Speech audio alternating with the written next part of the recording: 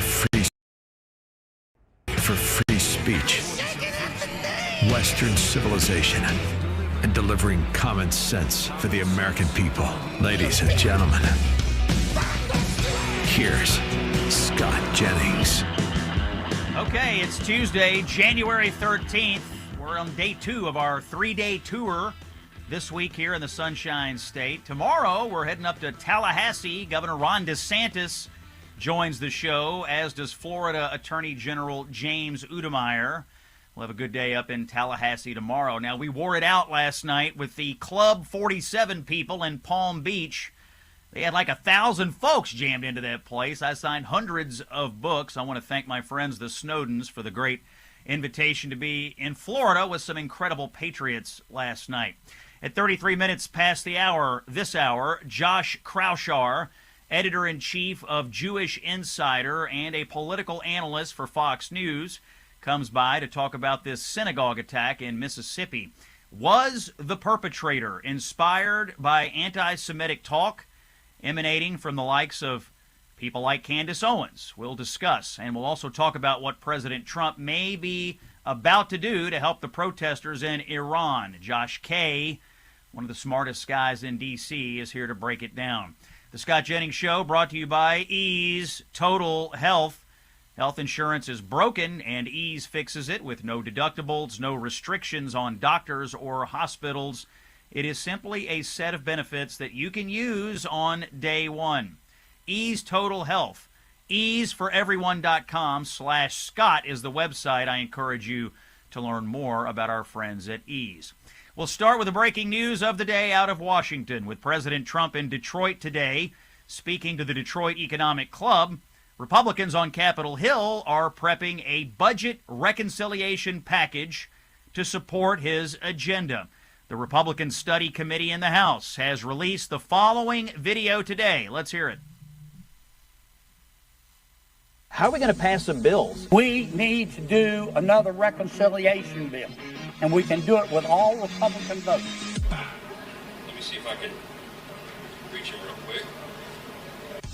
There will be another effort at reconciliation. There are a lot of things that we can do in that reconciliation bill. He's very bullish, as I am, on a second reconciliation package. 2025 was an incredible year, but there is more to be done with the tool called budget reconciliation. We've got to codify more and more of what the president has done on the executive branch side, but we have much more to do. Please bring another reconciliation bill.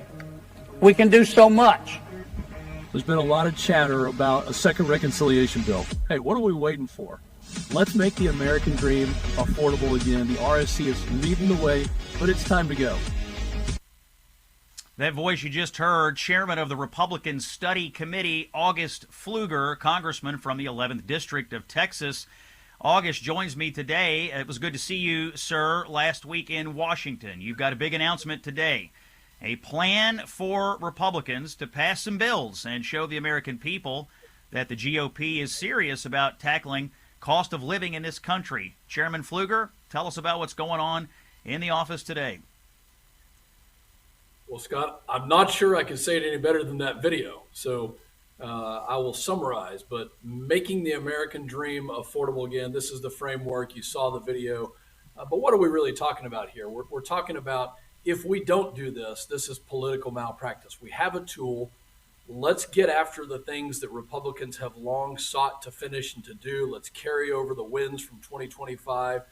And we're looking at housing, we're looking at energy, and we're looking at healthcare as the three main pillars that really have policies that deconstruct what Biden tried to do to kill the economy. They deconstruct this overburdensome regulatory environment, and they just make it easier for Americans to have choices in healthcare, to put some money back tax-free to buy their house, to lower that age of home ownership from 41 down to mid-20s for first-time homeowners, and just to live the American dream. So very excited about the provisions. We had a great press conference this morning with lots of people talking about their specific bills, but this is the starting point, and it is time to go.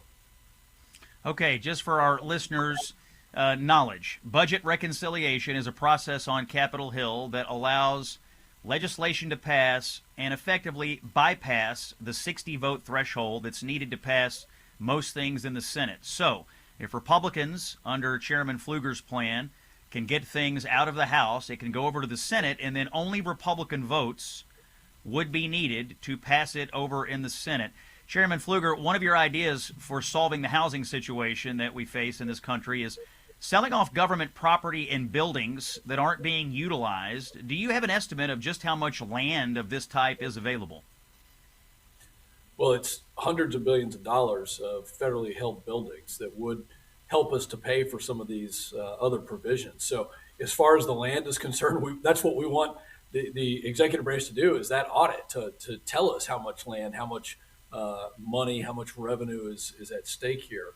But when it comes to the surplus of the lack of surplus, the lack of supply of housing, especially for first-time homeowners, it's just really sad. I mean, Europe has gone through this over the past couple of decades. We really want to live that American dream again, and it means that young families need to have the opportunity to buy a home, to raise a family, and we've got lots of provisions. As you just mentioned, that's one of them. Another one is the Nest Act, which my colleague from Florida, Kat Kammick, has introduced, and that would allow you to put money away tax-free and then to spend it on a down payment for your first-time home buying experience. There's a lot of talk about fixing the problems of Obamacare through health freedom accounts. How does this reconciliation framework tackle the issue of the broken health care system? I know that's one idea. Give us an overview on health care. Well, President Trump, when he talked to Congress a week and a half ago, mentioned that why is any money going into the hands of insurance companies instead of going directly to directly to Americans? And so these health savings account, health freedom account, Trump accounts, if you want to call them that, would allow people to save money, to put it away tax-free, and then to spend it on their health care needs. The other, I think, big value that the Democrats have completely ignored is competition and transparency. So not only can you put money away in these health freedom accounts, but you can also have more of an understanding of what you're spending it on and what the quality of care is. That's they have completely destroyed transparency, and they want a single payer system. We want to get away from that, and there's lots of different things, including shopping across state lines, that add to that competition, that transparency, and you making a choice, not the government, but you as the leader of your family or as families making choices, not the government doing that. Talk to us about energy. What are some issues in the package here, like permitting, regulations, taxation? Give us some idea what further, because you did a lot on energy last summer in the big, beautiful bill. What more are you planning to do here on the energy front? Well, we sure did, and a couple of things come to mind. Number one, refilling the SPR, the Strategic Petroleum Reserve. And one idea that has kind of percolated in the last week or two is that let's take some of the Venezuelan oil at a discount because they stole from American companies, and let's refill the 350 million barrels that Biden drained for political expediency. Let's get that refilled for true emergencies. Number two, when it comes to permitting energy projects, it takes 8 or 9 years on average to permit major pipeline projects. We haven't had a new refinery in such a long time, but even roads and bridges and highways kind of fall in this same category. So we believe that we can reattack in the Senate and that it can pass the Byrd rule because there is a budgetary nexus, which is required for us to do reconciliation. But these projects will actually lower the cost of everything, not just energy, because energy is foundational in the economy.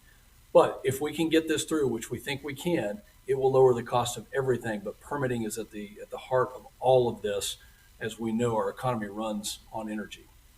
About 30 seconds to go here, Chairman Pfluger. As a logistical matter, you've got a slim margin in the House. What are you hearing from your colleagues about their desires to do this, their optimism about getting it done, and about how long do you think it might take in order to go from soup to nuts here and get something out of the House and over to the Senate? We have to move with extreme urgency right now. We only have a couple of months before you kind of get into that window where now it's, campaign season. We're in a 2-minute drill. Yes, people have questions. Can we get this done? But I'll tell you, when the American public sees us coming together, unifying, and they know we have a 1-seat majority, when they see us coming together with solutions, not reasons why we can't do it, but with solutions of why we can do it, they are going to give us another chance to continue to maintain the majority in the House, to maintain the majority in the Senate, and they know they've got Donald J. Trump at the helm in the White House, and that we're going to continue towards prosperity. So I think the outlook is very good. There's 1,000 reasons why we can't, but I'll tell you, America is depending on us. It's political malpractice not to do it. Sounds like you got to go vote, Chairman Pfluger. I hear the beeping there in the House office building. Chairman August Pfluger from Texas with the Republican Study Committee. They've got the reconciliation blueprint out today, trying to get some legislation passed for the Republicans and for President Trump. Thanks for joining us. I want to ask you if you've ever been in a bad relationship, because if you have, you know it ain't too much fun. And sometimes you're in a bad relationship with things like aches and pains. Aches and pains. You can break up with the pain, just like our friend Anthony did. He had debilitating pain and fatigue, but he started taking Relief Factor, and within 2 months, he was able to get back to business, fishing, gardening, all the things he wanted to do. 1-800-4-RELIEF, relieffactor.com. Try it out. More news when we come back. It's Common Sense for the American people. Now, for America's favorite pundit, it's Scott Jennings. It's Tuesday, January 13th, and on this date in 1968, Johnny Cash famously performed at Folsom State Prison in California. Now, let's do some news. Beloved cartoonist and social media presence Scott Adams has passed away from a battle with prostate cancer. He was 68. You know him as the cartoonist behind the Dilbert comic strip. His 2013 best-selling book, How to Fail at Almost Everything and Still Win Big, is one of the most influential and entertaining business books in recent years. President Trump speaking this hour to the Detroit Economic Club. Just before leaving Washington on that trip, he issued a statement that he had canceled all meetings with the Iranian regime, and he encouraged the protesters in the streets of Iran to keep going. Trump says to the people of Iran, help is on the way. MIGA, he says, make Iran great again. We await more from the president on what he means by all of this. Meanwhile, the regime under the Ayatollah continues its killing spree. One estimate says between 12 and 20,000 protesters have been slaughtered. Now, yesterday, President Trump said he would impose 25% tariffs on countries that trade with Iran as a way of punishing the regime for its brutal crackdown. China is protesting, but Trump says his orders on that are final. So we shall stay tuned to the president. Oral arguments at the Supreme Court today. Lawyers battling in a pair of cases challenging state-level bans on transgender students playing on sports teams, boys and girls sports. The issue here. Inflation numbers came in today. Not bad at all. The Consumer Price Index rose 2.7% in December, same as last month, meeting expectations. I suspect the president will continue today to pressure the Fed to cut interest rates with these numbers coming out. You know, since President Trump took office, headline inflation has been running at about 2.4%. It was 3% under Biden. Core inflation has been running at 2.4%. It was 3.3% under Biden. The numbers don't lie. Trump has lowered inflation from the mess he inherited from Joe Biden. Up on Capitol Hill today.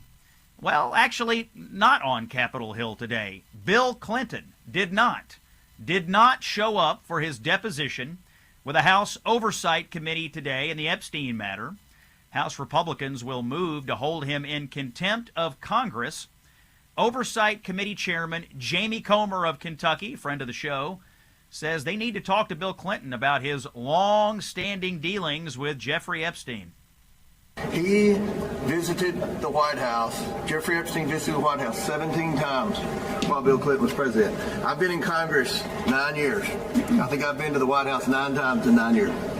Epstein was in the White House double the amount of time that I was under one president. And then we know that Bill Clinton flew on Epstein's plane somewhere around 27 times after the presidency. Hillary Clinton is supposed to show up tomorrow for her deposition. We'll see if she comes to the office. And next week, this just ended the show, former special counsel Jack Smith will testify in public in front of the House Judiciary Committee, January 22nd, the date for that. His closed-door testimony raised a lot of eyebrows when the transcripts came out. Smith was way out over his skis, it seemed to some of us. The Trump administration is ending temporary protection status, or TPS, for Somalia. This affects several thousand Somalis currently living in the United States. and several hundred currently living in Minnesota under that protection. Those with TPS designations will have to leave the country by March 17th. There are nearly 2,500 Somali nationals currently in the U.S. under TPS, with another nearly 1,400 in the country with pending TPS applications. All of this is happening, of course, as the massive fraud scandal unfolds in the Somali community in Minneapolis. And President Trump continuing to make the case for the U.S. acquiring Greenland from Denmark. Here's the president. If we don't take Greenland, Russia or China will. And I'm not letting that happen. If we don't take Greenland, Russia or China will take Greenland. And I am not going to let that happen. Is there any deal they can offer you? Either like yeah, sure. I'd love to make a deal with them. It's easier. But one way or the other, we're going to have Greenland. That's the news today. When we come back, Josh Kraushaar from Jewish Insider, also an analyst at Fox News, will be here to discuss the Mississippi synagogue arson investigation and also what Donald Trump may do on Iran. Josh K. is our guest when we come back. It's Common Sense for the American people. Scott Jennings on Salem is here. Stay with us. News, comment, and the stories and facts the mainstream media refuses to discuss. It's the Scott Jennings Show. Okay, it's Tuesday, January the 13th. Scott Jennings here with Common Sense for the American people. Coming up in a moment, Josh Kraushaar, the editor-in-chief of Jewish Insider, also an analyst for Fox News, joins us. First, a quick word from our friends at Ease Total Health. You've heard me talking about Ease lately because health insurance is in the news. None of the news is good. And chances are you are not happy with your private health insurance. Most people aren't. We have premiums going up. We have deductibles going up. Oftentimes it feels like you don't even have insurance at all, even though you're writing big checks every month. I have good news for you about all of this. I'm excited to share it with you. It's because our friends at Ease Total Health have come up with a product that is not traditional insurance. It is much better. It is a set of benefits that you and your family can use from day one. There are no deductibles, and there are no restrictions on what doctors or hospitals you can choose. They have a range of options to fit every need and budget, and there are way too many benefits for me to list it here. So do yourself a favor and visit easeforeveryone.com/Scott or call 888-EASE-123.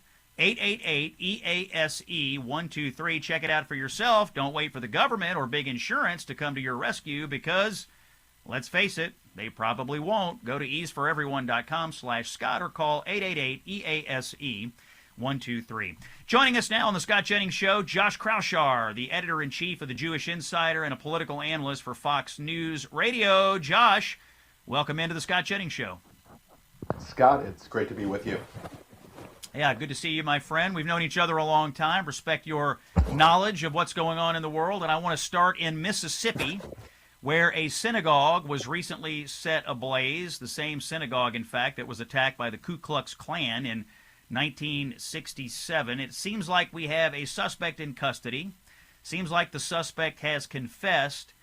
And he, Josh, was using language and a phrase called the Synagogue of Satan, which has shown up in some right-wing commentary from people like Candace Owens and others. I'd like for you to tell our listeners about the guy who set this church on fire, about this phrase, Synagogue of Satan, and what you think is going on here in Mississippi. Well, thanks for having me, Scott. Look, it was a tragic weekend in Mississippi, and it's a real-world example of what happens when you see some of this vile anti-Semitic content on social media that people suck up, and maybe many don't act on any of their hateful thoughts, but just takes one person to do immense damage. And that's what happened in Jackson, Mississippi, where this 19-year-old Stephen Spencer Pittman, who clearly, if you look at the social media record of this teenager, has a long history of anti-Semitic content and tropes and all kinds of extremism on his social media pages or the stuff he posts. Alarmingly, as you mentioned, Scott, that this phrase that he used to when he attacked the synagogue in Mississippi, calling it the Synagogue of Satan, that is a phrase that the very extremist podcaster Candace Owens regularly uses on her show and along the line of a lot of other anti-Semitic things she says, but that's a formulation that is frequently invoked on her show. So this guy, it seems like it imbibed a whole lot of anti-Semitism online. It sounds like his family was sort of shocked by what happened when you read the affidavit. But he went to the overnight Saturday, went to one of the few synagogues in Mississippi, the largest one in the state. It was actually founded all the way back to before the Civil War in 1860, and spilled gasoline in the lobby, set it on fire, and did immense damage. Fortunately, no one killed, no one injured, but the building is almost destroyed. And it all was fueled by just out of control hate, out of control anti-Semitism that we can see from this suspects and postings online. Yeah, it's a pretty tragic situation. This guy Pittman was 19 years old, was a celebrated high school baseball player, and had signed or was playing, I guess, college baseball, and had a promising career and a promising life in front of him, and now obviously has thrown that away by swimming in the cesspool of anti-Semitism online. Have investigators learned if he had any accomplices, or, Josh, do you know if this man acted alone? So far, it seems from all the public statements made by federal and local officials that this guy was acting alone. This was not part of any kind of international conspiracy, and it was not, terrorism. It was domestic terrorism. It wasn't international terrorism. But the worry is that there could be a lot of lone wolves like Pittman, people who, again, are just listening to podcasts that are extremist, going on social media and kind of being fed just raw anti-Semitism that is proliferating. We know that you've talked a lot about this, Scott, and I commend you just for all the attention you've given to the scourge in our kind of media ecosystem. But it's really alarming just how many people are kind of trying to mainstream anti-Semitism into an ecosystem where there's increasingly very few gatekeepers. It used to be this stuff was just not accepted, and now anyone can find it pretty easily on their iPhone when they go to the mainstream or the major social media platform. So this guy clearly was he was 19 years old, so was immersed in this stuff, and then he commits this horrible crime. We know also that he's facing federal arson charges. I believe it carries up to a 20-year prison sentence, but we don't have any word if there's going to be any federal hate crime charges, which often come with these types of situations. So that's the next shoe to drop, I think, in terms of looking at this case. Yeah, well, it's a lesson for parents, isn't it? You've got a 19-year-old kid swimming in the cesspool out there online, engaging in social media that obviously radicalized him and caused him to throw his life away. So parents, my advice is pay attention to what your kids are doing out there online, because there's all kinds of people that are trying to reinforce radicalization for all sorts of reasons. Josh, let me switch attention to the nation of Israel. Prime Minister Benjamin Netanyahu has outlined a plan, this is in the news today, at reducing and fully phasing out Israel's reliance on military aid from the United States over a short period of time. Tell us about this story. This has really raised a lot of eyebrows in Washington, D.C. I think even Donald Trump was kind of shocked that Netanyahu has said this out loud. What is going on with Netanyahu and the relationship between the U.S. and Israel when it comes to military aid? Well, look, this is a fascinating scoop by three of our reporters, Emily Jacobs, Danielle Cohen, and Lahav Harkov in today's Jewish Insider newsletter. But we discovered that at the meeting between Donald Trump and Benjamin Netanyahu at the end of last year at Mar-a-Lago, Netanyahu seemed to be under the impression that a lot of Republicans, or at least the trend lines in the Republican Party, among elements of the Republican Party, were for phasing out aid, and there was some desire within the prime minister's circle to get ahead of it, and he presented this idea and some proposals to phase out U.S. military aid to Israel over a longer 10-year period of time. And Trump, according to our sources, was totally caught off guard. He thought this was bad strategic advice, it was bad political advice, and he didn't know where this was coming from. From my vantage point, it's sort of a lesson that, everyone seems to be very online. I look at polls, I look at, we do the reporting, we talk to folks on Capitol Hill that actually are in power, and a lot of the stuff you see online isn't necessarily reflective of where the Republican Party is, where the White House is, where the conservative movement is. But, look, even my impression was that the Israeli prime minister and some of his top political advisors, people who follow U.S. politics, were under the impression that some of these podcasters, some of these very online folks represent a very, very significant faction in the party. Now, it's real, and don't get me wrong, there are folks who are less instinctively supportive of giving money to Israel as part of the close U.S.-Israel relationship that's been around for decades, helping their military superiority in the region. But I think you look at the polls, you talk to lawmakers on the Hill, and certainly on the Republican side, that is not a widespread sentiment. And the telling nugget is that Trump just thought Bibi was sort of out of his mind, that this was not a smart, strategic way of going about things. So it's another reminder. I mean, I say this a lot when I kind of assess politics, broadly speaking. What you see on Twitter, what you see on Facebook, what you see on all these social media platforms, it's not real life all the time. Maybe occasionally it is, but a lot of the times it does not reflect what the reality is politically or otherwise. So it's a very interesting situation where Israel thought they were trying to get ahead of what they thought were movements in U.S. politics that may not be as real as he thought they were. Let's talk about Iran. President Trump, before leaving to Detroit today, told people in a statement that he had canceled all meetings with the Iranian regime. He had previously said they had reached out to do some negotiating. And he told the protesters in the streets there in Iran to keep going and that help is on the way. He said MIGA, M-I-G-A, make Iran great again, I suppose, is what that means. Is it your belief, Josh, that the president has made a decision to engage militarily in Iran on behalf of the people and against the regime? Well, here's what I can tell you, Scott. First of all, like you noted, the signal that Trump posted to his Truth Social saying clearly help is on the way is, I think, a clear signal on what the president's intentions are going to be vis-a-vis the Iranian regime and their continued murder and repression against their own citizens who are protesting for more freedom and against the economic situation in their country. There's unanimity, I've been told, within the administration. There's no fact that, there's a lot of reporting on different factions that have emerged, but what I've heard is everyone from the vice president onto Secretary of State onto the national security officials have all been supportive of a military option, and it seems like that is what is favored at this point. The question is, what does the military option look like? Are there cyber attacks? Is there targeting of the Revolutionary Guard, the extremist military faction within the state? Do they target the Iranian nuclear program, ballistic missiles, which I think would be more aggressive and maybe less likely? But there are a whole range of options. I don't think they've settled on any one pathway. They also, I think the Pentagon would need to move some forces into the region. I think that would take a little bit of time, so I don't expect anything imminently. But it does seem like the Trump administration is signaling that they're going forward with some kind of military action against the Iranian regime.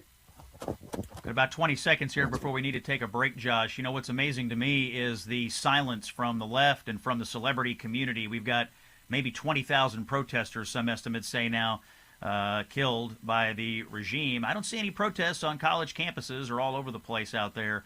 When is the left in America going to realize of the human rights atrocities that are being committed against the Iranian people? 10 seconds, Josh. Well, yeah, I mean, Scott, a year or two ago, you have campuses that couldn't even teach because they had people convulsing against Israel and trying to fight against Hamas. You don't see anything like that against Iran, and it tells you a lot about the state of our campuses these days. No kidding. That's Josh Kraushaar. He's editor-in-chief of Jewish Insider. We're going to talk congressional elections and other politics when we come back. You're listening to Common Sense for the American People. It's Scott Jennings on Salem. Stay with us. The voice of free speech. The truth delivered. Common sense for the American people. Welcome to the Scott Jennings Show. Okay, it's Tuesday, January 13th, hour number 2 of the Scott Jennings Show here on Salem. We are paying attention to President Trump today. He is in Michigan. He is due to address the Detroit Economic Club today. We'll see what the president has to say. Just a few minutes ago, he spoke to reporters, and coming up at 22 minutes past the hour, we're going to play you a few of the comments made by the president about the auto industry and some other economic issues. So stay tuned. We're monitoring the president's trip to Michigan. Joining us, however, now from the great state of Texas is Senator John Cornyn, a legend in the Senate, from the Finance, Judiciary, Intelligence, Foreign Relations, and Budget Committees. Senator Cornyn, thanks for coming back to join us here on the Scott Jennings Show. You bet, Scott. Great to be with you. Thank you, sir. I want to start by playing a clip of a colleague of yours, Senator John Kennedy of Louisiana. He has been begging for the Republicans on Capitol Hill to do another budget reconciliation process. We heard from August Pfluger of Texas in the previous hour. They've released a framework. Let's hear from Senator Kennedy about what he has to say. We need to do another reconciliation bill. To fix the welfare system and stop the stealing. Stop the stealing. And we can do it with all Republican votes. So please, Senator Thune, pretty please, as I've said before, I'm shameless, I'll beg. I'll get down on my knees. John, please bring another reconciliation bill. We can do so much, but we can start with fixing welfare fraud. Please, John, please let us do the bill. I don't want to end on a negative note. I might have hurt my back going down, Mr. President. For those of you listening on radio, Senator Kennedy got down on his hands and knees on the Senate floor. Senator Cornyn, is a reconciliation bill like what was used to pass the big, beautiful bill the only way for Republicans to pass meaningful legislation in 2026? Well, they broke the mold when they made John Kennedy, but he's not wrong. And I'm encouraged to see that the House is taking some first steps. The Working Families Tax Cut Act, which was the seminal piece of legislation we passed during President Trump's first year of his second term, has so much in it. And unfortunately, Democrats won't cooperate, so reconciliation may be the only way we're able to pass additional legislation. But it would help a lot if the House, given the narrow margins that Speaker Johnson has, if they were able to put together a bill, I'm confident the majority leader would put it on the floor of the U.S. Senate. But I'm waiting to see whether they can pull that off. It seems like the framework that the House Republican conservatives are issuing today includes provisions on health care, affordable housing, and energy. Is there anything specific that you would like to see in a reconciliation bill if one came across over from the House and landed in the Senate? Well, we did a lot to address fraud in our welfare system with making sure that only American citizens and people who are here legally are able to access things like food stamps and Medicaid and the like. And obviously, we're all aghast at what's happened in Minnesota and worried that this is going to be replicated in other places around the country. So I think there's more we can do. But, unfortunately, the Democrats are still stuck on this opposition to anything and everything that President Trump has proposed. But the president has said he wants to do away with the filibuster, the 60-vote requirement to pass legislation here. One way to do that is to pass another reconciliation bill, even with the limitations that has. But if we're able to get this done out of the House, I would welcome them sending it over here to the Senate and do more anti-fraud protection. Let's move to international affairs, Senator Cornyn. The president today has rattled the American saber, and he has said to the activists on the streets of Iran that help is on the way. He says he's canceled meetings with the Iranian regime. I guess they had called to negotiate. We have reports that 12 to 20,000, perhaps, protesters have been slaughtered by the regime. Would you support the United States striking Iran to deal a final blow to this regime and help the people on the streets in Tehran and elsewhere? Well, we do need to come to the aid of these Iranians, these brave Iranians who are protesting this theocratic regime, which is essentially a police state, as you know, and has been since roughly 1979 during the Iranian Revolution. President Obama did nothing when there was an uprising, and unfortunately the thugs that work for the supreme leader killed them. And that, of course, is the risk that these current protesters are taking. But President Trump seems focused on this. I'm sure he's got an array of options, some kinetic military options, maybe some others that we can do to support the protesters. But the economy in Iran is in a bucket. It's in bad shape, primarily as a result of the sanctions that the United States has put on Iranian oil. And of course, when the president got Nicolas Maduro and blockaded a lot of the shipments of these ghost fleets in Venezuela, he's begun to make some real steps towards dealing with the fragile economy there in Iran. But hopefully the best scenario would be for the Iranians to do it themselves. The problem is, coming off of a repression regime like they've been living with for these many years, it's hard to find leaders, hard to find institutions to be able to govern the country. But I'm sure the president's being presented a number of different options.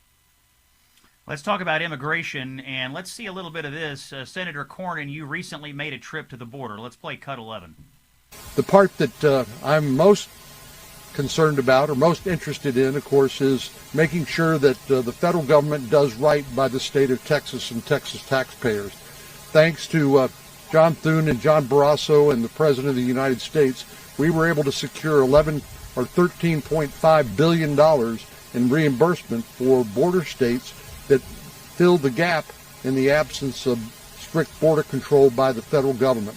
And that money will now soon be flowing into the coffers of the state of Texas to the tune of roughly $11 billion to do justice, which is to reimburse Texas taxpayers for stepping up and filling the gap when the federal government simply refused to do so. Senator Cornyn, we've seen about 2.6 million deportations since President Trump came into office. About 600,000 are active law enforcement deportations. About 2 million are actually people who have self-deported. Is this deportation system happening quickly enough for you? And what are you experiencing on the ground there in Texas as it relates to interactions between the state and ICE and the Department of Homeland Security? Well, I was glad to welcome some of my colleagues to the border again. I've done this over the years just so they could become acquainted with the unique nature of our border. But it was like night and day, Scott, from about a year and a half ago. When you went there a year and a half ago, you'd still see people streaming across the border, turning themselves in and claiming asylum or being paroled into the country by the Biden administration. They made no pretense at actually securing the border. That's all changed under President Trump. The border's secure, and I think we were there to celebrate the inclusion of about $150 billion of additional support for our Border Patrol and immigration enforcement personnel. But unfortunately, it's going to take a while to clean up the mess the Biden administration created. But there are a lot of people who were under final orders of deportation who simply defied that and stayed in the country. Many of them criminals, many of them repeat offenders. And unfortunately, there are many victims here in the United States, including innocent people like Laken Riley, Jocelyn Nungure, and others who were killed by illegal aliens who came into the country under the Biden administration. But we're making great progress. But no, it's not fast enough. But I know Tom Homan and his team are doing the best they can. That's Senator John Cornyn of Texas. Senator, I know you have to get back over to the Senate floor. We thank you for spending some time with us. And you have a primary coming up in March down in Texas. We'll have you back to talk about that. It's Scott Jennings, Common Sense for the American People. New sponsor to the Scott Jennings Show, our friends, Patriot Mobile. Every day, Americans make choices that shape our country's future, right down to which cell phone provider that we support. Here's what most of you don't realize. Patriot Mobile isn't just a wireless provider. They're an activist organization funded by selling top-tier cell phone service. They've been on the front lines of defending our freedoms long before it was cool, standing in the gap when others would not. The best part is they've prioritized premium service on all three major U.S. networks. You get the same or even better coverage backed by 100% U.S.-based customer support, unlimited data plans, mobile hotspots, international roaming, etc., etc. Patriot Mobile is the way to go. Go to patriotmobile.com/Scott or call 972-PATRIOT and use promo code Scott, and you get a free month of service. patriotmobile.com/Scott. When we come back, we'll check in on the president in Michigan. It's common sense for the American people. Scott Jennings is here on Salem. When he's not in the Oval Office or owning the libs on CNN, he's here with us. It's the Scott Jennings Show. We're here delivering common sense for the American people. Scott Jennings broadcasting live from Palm Beach Gardens, Florida today. Once again at the offices of Studio 67 in Palm Beach Gardens. Thanks to my buddy Curtis Bush for the hospitality the last couple of days. We're heading up to Tallahassee tomorrow, and we're going to see Governor Ron DeSantis, among other folks, up in Tallahassee. We'll look forward to that on tomorrow's show. We are tracking some breaking news right now. President Trump is in Michigan, and he is about to speak to the Detroit Economic Club. He did make a stop at an auto plant, and we have some breaking sound from the president here into the Scott Jennings Show. Guys, let's cue up Cut 24. It's a bit of a long back and forth with President Trump here, but he is touting the success of the U.S. auto industry, and we want to hear from the president. Cut 24, Donald Trump today in Michigan. Hello, everybody. This is Bill Ford, and he's just expanded the plant and went to 24 hours and 24-hour shifts. And Jim Farley, you know, everybody knows Jim is a legend in the industry. But they're just saying their business is better than ever.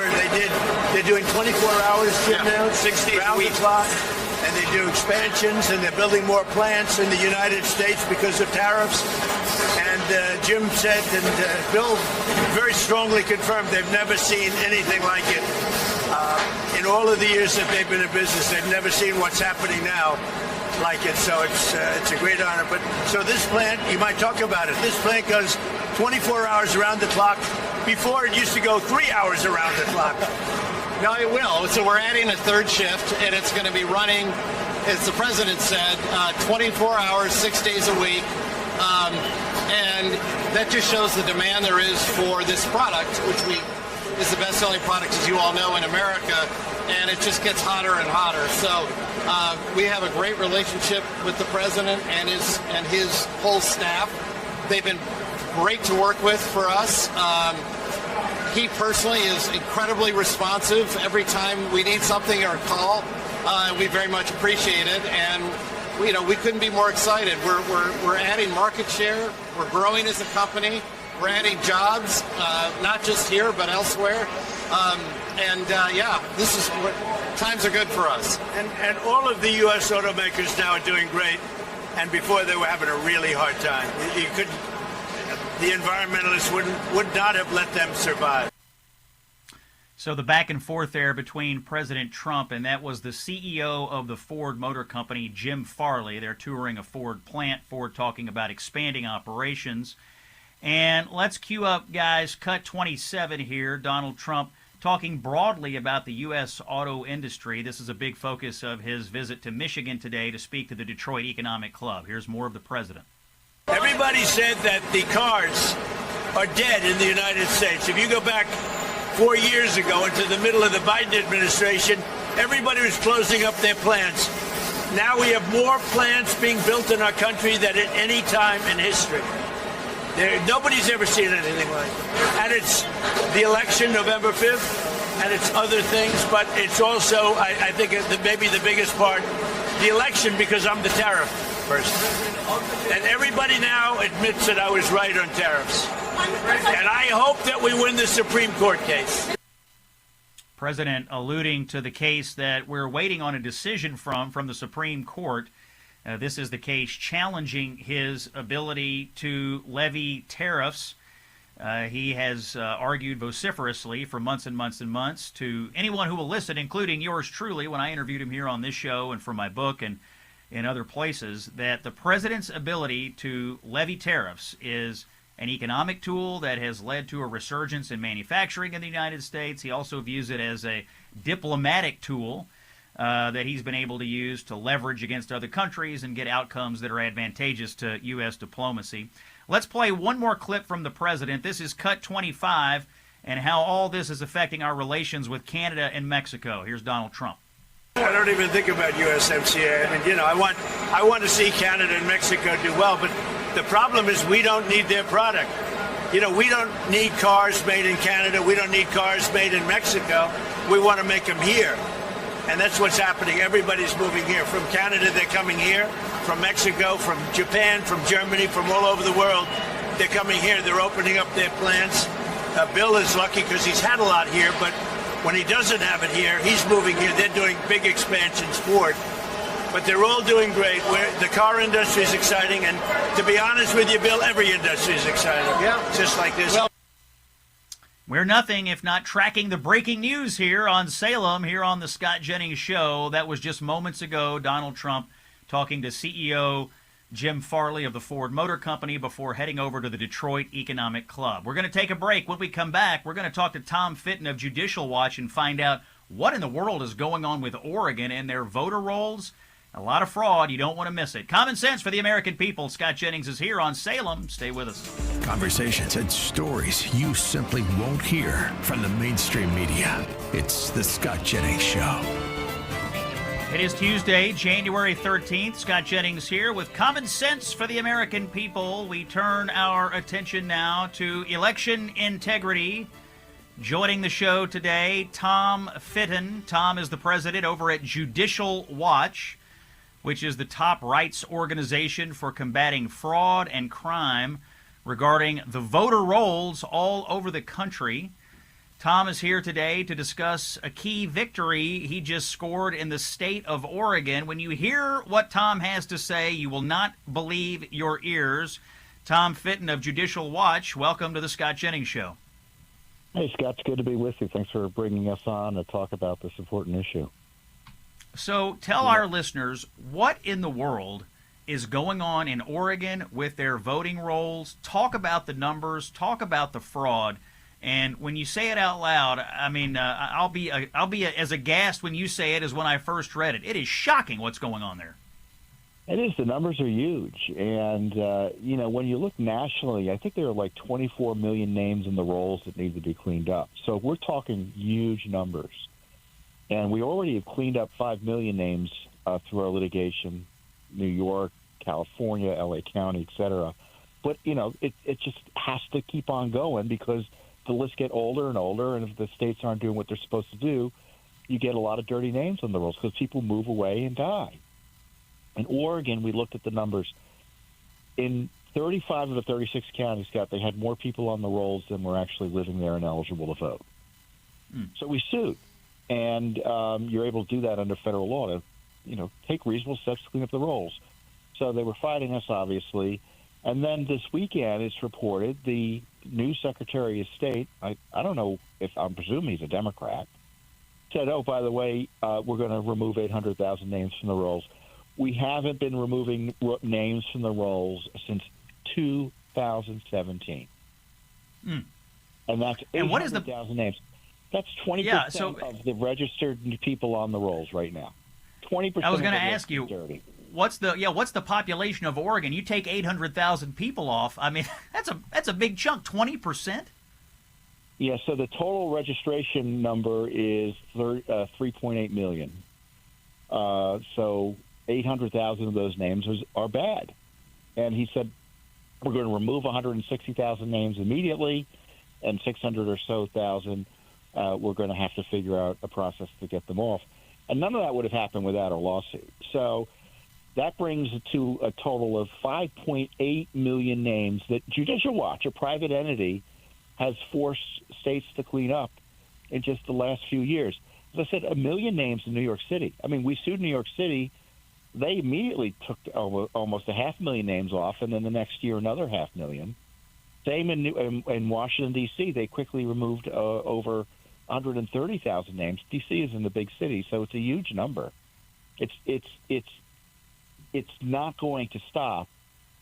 We've got lawsuits in California, in Illinois. They're not cleaning up the rolls there. And I suspect with the 3 lawsuits we have now, Oregon, which obviously is 800,000, and between New York, California, and Illinois, it's at least 2.5 million names more that need to be cleaned up. And then on top of that, there are 20-plus million, as I said earlier, in the states generally that are on the rolls that shouldn't be there. And, dirty election lists can mean dirty elections because it's a pool from which fraudsters can draw. And obviously it undermines confidence if you're living at your house and you get 7 ballots for people who previously lived there. it makes you think the elections are rigged, and we've got to restore voter confidence. So let's talk about that and why this is so important, particularly for states out west. Out west, you have a number of states that are almost entirely or predominantly vote by mail. So if you have hundreds of thousands or millions of people on voter rolls that don't exist, that don't live there anymore, that have passed away or what have you, fraudulent registrations, but yet you have ballots going out in the mail corresponding with those bad names, it's pretty easy to see that this could lead to election fraud. Is that your contention? And do you have examples where fraudsters, as you call them, and I agree with you, have actually used these dirty rolls to infect an election? Well, first things first, it's illegal. You're not supposed to not do your job under federal law. The states are supposed to take reasonable steps to clean up the rolls. Do we know specifically that fraud's occurring? Oh, this person had moved away and they got a ballot. They say the ballots don't go to people who become, quote, inactive and old on the list. But, given the fact they can't clean the list, why would we believe them otherwise? And why would we believe their ability to administer the elections generally? To me, this is like an indication that there's no one watching the store. And the problem with voter fraud is unless you're literally there watching the person commit the fraud, it's hard to check. And when you're mailing ballots, it's impossible to check. So you could have people, who are not registered or who are registered, haven't been there for 10 years. Someone votes in their name, and they can vote if the name's still on the rolls. They don't have to re-register. That's the danger here. And what you're talking about in these operations, you're not talking about messing with the registrations of people who are alive, living in a particular state, active voters. All you're really talking about here are people who have died, people who have moved away, people, there are many examples across the country where people have voter registrations in multiple states. That is not allowed. Right. I mean, truly what you're talking about are getting these lists cleaned up to prevent possible fraud, but also engender confidence among the remaining population of a state that, hey, this election is being executed in a way that makes me believe that we've done everything we can do as a government to eliminate even the possibility of fraud. It's about voter confidence. Is that right? That's right. And eliminate, 5 million names clean from the rolls or 5 million less opportunities for fraud. And let me tell you how simple it is to do. What they're supposed to do, if, let's say, you don't vote, where are you, in Georgia, Kentucky or Georgia? Kentucky? Scott, you didn't vote last year. They're supposed to send you a card. Hey, you didn't vote. Are you still around? And if you don't respond to the card or don't vote for the next 2 federal general elections, so we're talking maybe 4 or 5 years, then they're supposed to remove your name from the rolls. Why is it we have to sue to get that done? And why is it that when we sue, we get the left come in, actually intervene in our lawsuits to try to get it stopped from being done? And I think you know what the answer is. They wanted to have a system where it's easier to steal elections. No voter ID, filthy dirty lists, no citizenship verification, just show up and vote out of the blue. No one can check to see who you are or where you've been. And, that's how elections are ruined in this country with that system. Let me ask you a question about your interactions with the Trump administration and the Department of Justice. A few weeks ago, we had the Assistant Attorney General for Civil Rights on here, Harmeet Dillon. She was engaging in litigation with a number of states.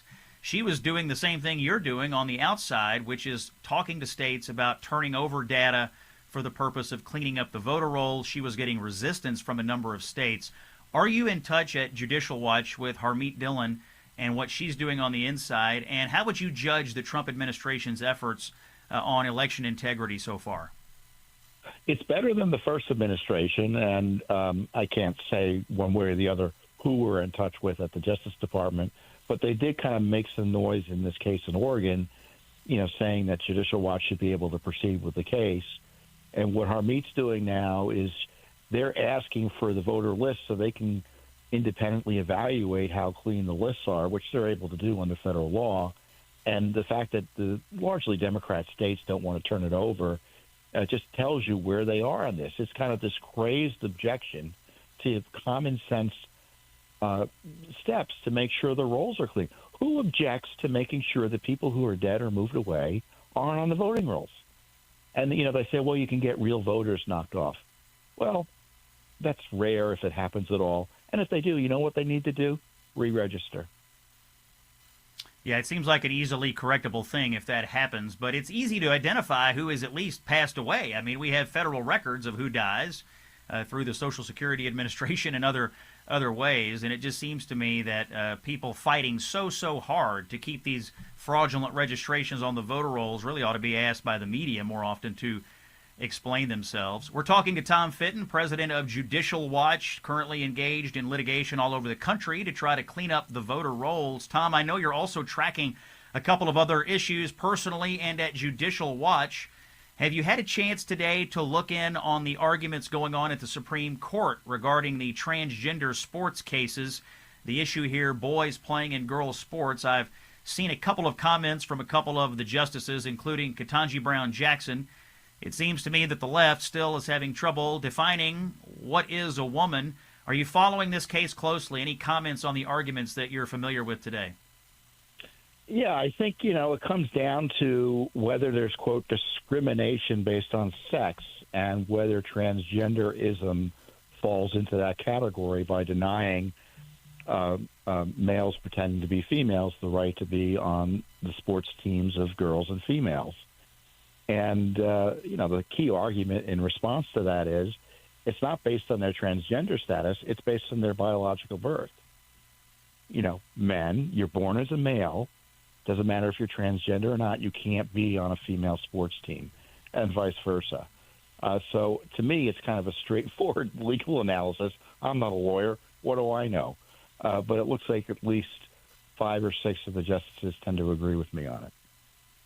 Tom Fitton is the president of Judicial Watch. Tom, where do we find you and where do we find Judicial Watch on the Internet if folks want to follow along with the work you're doing? Well, we're at judicialwatch.org, judicialwatch.org, and, of course, we're all over social media at Tom Fitton at Judicial Watch on all the platforms. All right, Tom Fitton, president of Judicial Watch, thanks for joining us today, and we'll have you back soon on the Scott Jennings Show. Appreciate your time. Thank you. You're welcome. Okay, it's common sense for the American people. We're going to take a break. Before we do, I want to give you a quick word from our friends at Relief Factor. Now, listen, I bring you the letters and I bring you the comments of people all over this country who are using Relief Factor. In fact, I've got one here in front of me right now. George, the garbage man, is having a knee issue. He couldn't bend his knee, couldn't get on and off the garbage truck. He sends us a letter. He says, I'm taking Relief Factor and, quote, I can bend my knee again with very little pain.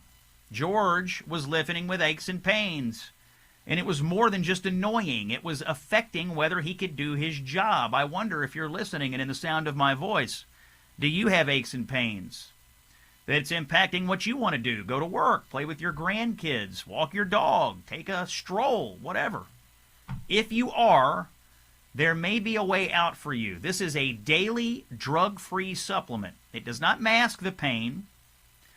It is a drug-free supplement that can help you overcome the pain, help you live and feel better. Relief Factor. What you do is you go to relieffactor.com or call them up at 1-800, the number 4, relief, and you try out the 3-week quick start. It is $19.95. And I think that in a few days or even a few weeks, you may feel the difference that Relief Factor can make. I'll give you some personal testimony. We've been using it in the Jennings household, and I say we because that includes me, Scott Jennings, and it also includes my dad. You know, my dad's no spring chicken. He helps me with the chickens. We got 35 laying hens. But I asked my dad to help out with the chickens. I asked him to help out with the 4 Jennings boys. This is like active chores, okay? My dad's using the Relief Factor, and he tells me, hadn't felt this good in a long time. ReliefFactor.com, 1-800-4-RELIEF. When we come back, talk immigration a little bit and democratic hypocrisy. It's common sense for the American people. Stay with us. He's the author of the best-selling book, A Revolution of Common Sense. Here's Scott Jennings. Speaking of common sense, I'm going to play some audio and video for you of Democrats speaking common sense. I'll say that again. I'm going to play some audio and video for you of Democrats speaking common sense. And the topic is immigration. Now, these are voices and faces that you will recognize, and it's a lot of it. But I think we should hear from leading Democrats like Hillary Clinton and Bill Clinton and Barack Obama about what we should do with illegal immigration and whether we should enforce immigration laws in this country. Let's hear from those luminaries of the Democratic Party, please. If you're a criminal, you'll be deported. If you plan to enter the U.S. illegally, your chances of getting caught and sent back just went up. The actions I'm taking are not only lawful, they're the kinds of actions taken by every single Republican president and every single Democratic president for the past half century. I think we got to have tough conditions. Tell people to come out of the shadows. If they've committed a crime, deport them. No questions asked. They're gone. All Americans, not only in the states most heavily affected, but in every place in this country, are rightly disturbed by the large numbers of illegal aliens entering our country. The jobs they hold might otherwise be held by citizens or legal immigrants. The public service they use impose burdens on our taxpayers. That's why our administration has moved aggressively to secure our borders more, by hiring a record number of new border guards, by deporting twice as many criminal aliens as ever before, by cracking down on illegal hiring, by barring welfare benefits to illegal aliens. In the budget I will present to you, we will try to do more to speed the deportation of illegal aliens who are arrested for crimes, to better identify illegal aliens in the workplace as recommended by the commission headed by former Congresswoman Barbara Jordan. We are a nation of immigrants, but we are also a nation of laws. It is wrong and ultimately self-defeating for a nation of immigrants to permit the kind of abuse of our immigration laws we have seen in recent years, and we must do more to stop it. Listen to that. Listen to that standing ovation. Listen to this.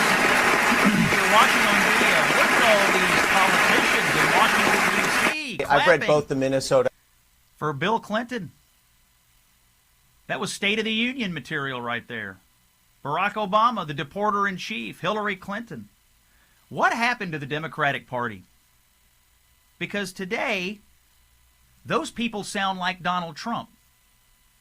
Today, those people sound like every mainstream Republican that you know. That wouldn't fly in the Democratic Party today. People ask me all the time, hasn't the Republican Party moved dramatically to the right? I think the Republican Party is right where it's always been on most issues. Pretty stable, actually, conservative party. But you listen to those Democrats and what they had to say about immigration.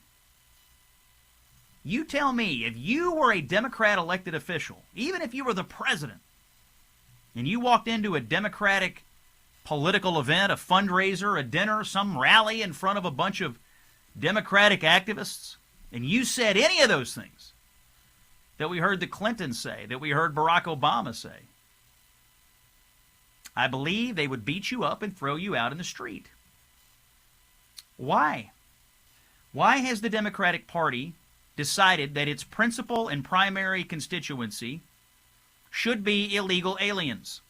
Look what's happening around the country today. Not only is that sort of language a relic of the distant past, it has been replaced by new language.